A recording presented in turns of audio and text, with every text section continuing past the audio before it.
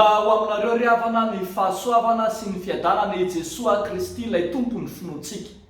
Amen. Ankohonana voafidy, ankohonana voatahy. Taranaka voafidy, taranaka voatahy. Zany no misongadina amin'ity nofinainantsika anio ity. Isaia 1:7, ny andinin'ny 9 hatramin'ny andininy 7:70.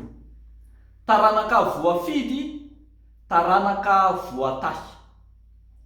Ampatsahivon'ny bokin'ny Isaia eto fa taranaka nofidina, taranaka nantsoan'Andriamanitra manokana, ny taranak'ireo patriarka nanomboka tamin'ny Abraham, Isaka, Jakob, izay niavian'ny fireneny Israely.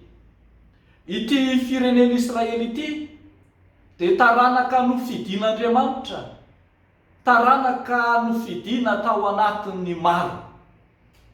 Efa firenena voafidy izy, taranaka natao ho an'Andriamanitra. Ny tenenan'Andriamanitra hoe zao Andriamanitra reo, ianareo kosa oloko. Arak'izany, amin'io firenena voafidy io, amin'io taranaka voafidy io no misy ihany koa ny fitahian'Andriamanitra. Amin'io no misy ny fahatanterahany teny fikasan'Andriamanitra. Marina fa hitratrevatreva ireo firenena manodidina ny fahavalo. Marina fa hampiseho ny tanjany izay mihevitra azy ho matanjaka. Saingy mampahatsiaro kosa Andriamanitra amin'ny alalan'ny Isaia mpaminany izay mampanantena eto fa ny fitahiny dia ho an'ny olona izay nofidiny. Ny fitahiny dia ho an'izay firenena nofidiny dia Israely zany. Indro ary Andriamanitra manome fampanantenana ho an'ilay nofidiny, ho an'ilay nantsony fa ianao izay efa notantanako avy tany amin'ny farantany, ianao izay efa nantsoko avy any amin'ny tsisiny, mpanompoko ianao, efa nofidiko ka tsy mba nariko. Midika zany fa tsy miala amin'izay nofidin'Andriamanitra ny teny fikasan'Andriamanitra. Midika zany fa tsy mandao na mahafoy izay nofidiny Andriamanitra araka ny teny izay noteneniny hoe aza matahotra ianao fa momba anao aho, aza merikerika foana fa izao no Andriamanitra aho, mampahery anao aho sady mamonjy anao, eny mitantana anao amin'ny tanana ankavanany fahamarinako aho. Ry havako malala ho ny tompo, ry olom-boafidy n'Andriamanitra, nantson'Andriamanitra ve ianao? Mahatsiaro nandray ny hafatra avy amin'izy Andriamanitra ve ianao? Mahatsiaro ny antso manokana ny fidianany anao ve ianao? Ry havako malala, ento miaraka manompo aminao ny ankohonanao, ento miaraka manompo aminao ny taranakao, dia ho hitanao fa hitobaka aminao ny fitahian'Andriamanitra. Tsarovo mandrakariva ry havako fa Andriamanitra tsy mampiditra antsika ho any anatin'ny fandrika akory. Tsy Andriamanitra no mampijabaka antsika sanatria araka ny fitenenana.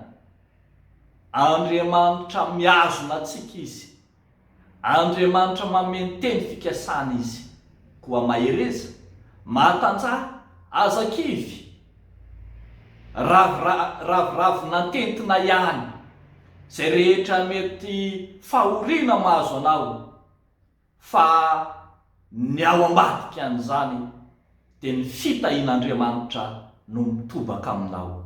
Koa mahereza sy mahatanjaha, aza matahotra na mivadi-po, fa momba anao, mampahery anao, tsy manatsoaka ny teny fikasany aminao Andriamanitra. arak'izay teneny hoe izao Jehova Andriamanitra no mitantana ny tananao ankavanana, dia ilay manao aminao hoe aza matahotra izao no mamonjy anao. Mahireza indrindra ry olom-boafidin'Andriamanitra fa ny taranaka voantso no taranaka voatahy. Dia ho an'Andriamanitra irery amin'ny voninahitra. Amen. Ivavaka isika ry avako. Misaotra anao izay Andriamanitra ny amin'ny fitahiana ao anay, miantefa aminay ny famondram-po sy ny fiantrana ao, na dia lasa lavitra ary izahay dia mbola ao aminao ihany. Ianao ilay tsy mandao, ilay tsy mafoy anay mihitsy. Ianao ilay Andriamanitra mandrotsaka ny fitahiana ao aminay. Misaotra Tompo, eny misaotra. Ary dia entinay ambavaka manokana amin'izao faran'ny herinandro izao, amin'izao fiomanana ny amin'ny fiatrehana ny fanompona masina ho amin'ny andro voalohany amin'ny herinandro izao. Mivavaka manokana ireo tompona anjara rehetra, ireo manana anjara amin'ny fanompoam-pivavahana eo anivon'ny fiangonana rehetra, ireo izay ao anatin'ny fanomanana, ampahatsiarovinao hatrany fa tsy mandaona mafoy azy ianao. Dia ampaherezo eny ampaherezo ny tanana miraviravy sy ny lohalika malemy, hanana ny herin'ny fahatanjahana ao aminao Andriamanitra. Ao aminao no misy ny hery be, ao aminao no misy ny fahatanjahana. Amin'ny anaran'i Jesosy Kristy Tomponay. Amen.